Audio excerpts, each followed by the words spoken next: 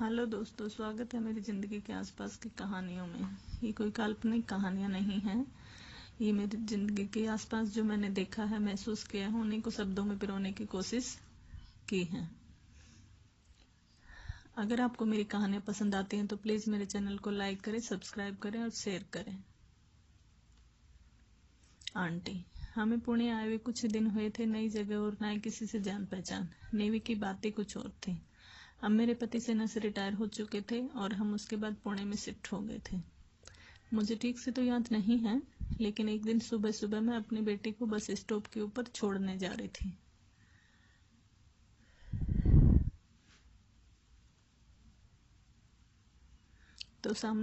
तो मेरे सामने वाली आंटी बाहर झाड़ू लगा रही थी। उन्होंने मुझे देखकर एक प्यारी सी मुस्कान दी। मैं भी बदले में मुस्कुराने से अपने आप को रोक नहीं पाई। यही थी मेरी और आंटी की पहली मुलाकात। एक दिन फिर से सुबह सुबह ही आंटी आई और उनके हाथ में कुछ खाने की प्लेट थी।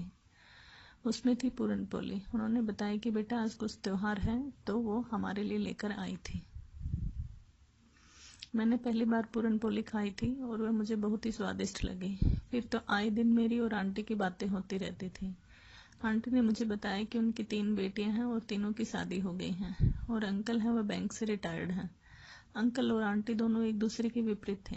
आंटी एकदम चंचल बच्चों की तरह और अंकल एकदम शांत ठहरे हुए पानी की तरह। आंटी कुछ ना कुछ नया बनाती रहती थी और हमारे लिए लेकर आती। मैं कुछ अच्छा बनाती, आंटी के लिए लेकर जाती। मैं और आंटी बहुत सारी बातें करते, लेकिन हम दोनों की एक बहुत बड़ी समस्या थी। मुझे मराठी नहीं आती थी और आंटी को हिंदी नहीं आती थी, परंतु आंटी मेरी बजाय काफ़ी अच्छी थी। उन्हें थोड़ी हिंदी समझ आती थी। समय पंख लगाकर अपनी तेजी से उड़ रहा था। कहीं कहीं हमें इतना प्यार मिल जाता जितनी हम उम्मीद भी नहीं करते हैं, और जहाँ हम उम्मीद करते हैं वहाँ नहीं मिलता। खैर, ये सब छोड़ो। आंटी में मुझे अपनी मम्मी दिखाई देती थी। बहुत कुछ सीखने को मिला, दुनियादारी की समझ, बहुत सारे व्यंजन बनाने सीखे मैंने आंटी से। जब भी मैं उनका दरवाजा खटखटाती हुई प्यारी सी मुस्कान के साथ बोलती, आओ ना बेटा। दिल को इतना सुकून मिलता कि मैं उसको लफ्जों में बयां नहीं कर सकती। मैं बचपन से ही बहुत चूजी हूँ। बहुत ही कम दोस्त बनाती हूँ। जो लोग मेरे दिल में जगह बना पाते हैं उन्हीं के साथ दोस्ती निभाती हूँ। आंटी भी उन्हीं में से एक थी। मेरी और आंटी की उम्र का फासला काफ़ी था, फिर भी वह मेरी अच्छी दोस्त थी। मैं भी अपनी ज़िंदगी की सारी समस्याएं उनसे शेयर करती थी और वह भी मुझसे।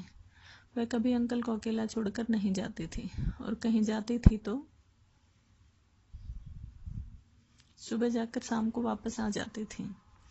एक दिन की बात है, आंटी कहीं सत्संग में चली गई और अंकल जो किसी काम से बाहर गए हुए थे वापस आ गए, और घर में ताला लगा देखकर अंकल बहुत घबरा गए। उन्होंने आंटी के मोबाइल पर कॉल किया, परंतु फ़ोन बंद था।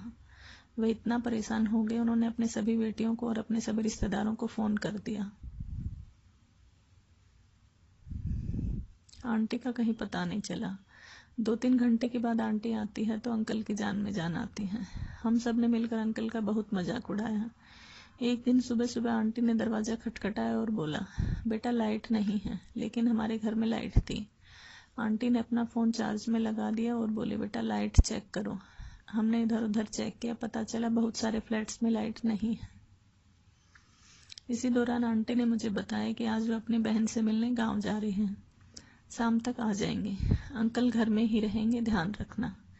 ये कहकर आंटी गांव चले गई। शाम को मैंने अंकल से पूछा, आंटी आ गई क्या? जवाब दिया, नहीं, आज लेट हो गया है, वह कल आएंगी। दूसरे दिन भी दोपहर हो गई, आंटी नहीं आई।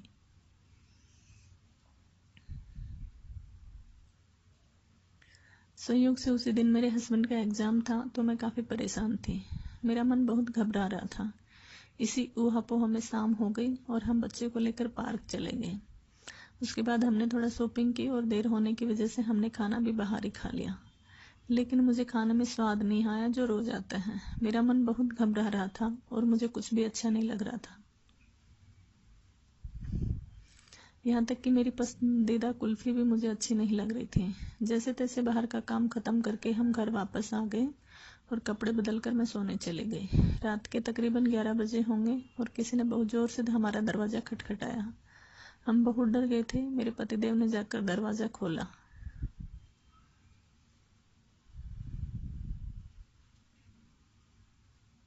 आंटी के घर में बहुत सारे लोग थे। उनकी बेटी जोर जोर से दहाड़े मारकर रो रही थी। मुझे कुछ समझ नहीं आ रहा था। दीदी ने रोते रोते मुझे बताया कि मम्मी इस दुनिया में नहीं रही, उनका एक्सीडेंट हो गया है। मेरे तो मानो पैरों तले से जमीन ही खिसक गई। मेरी और आंटी की दोस्ती यहीं तक थी, सिर्फ 2 साल की। आंटी इस दुनिया में नहीं है, पर वो मेरी यादों में हमेशा जिंदा रहेंगे।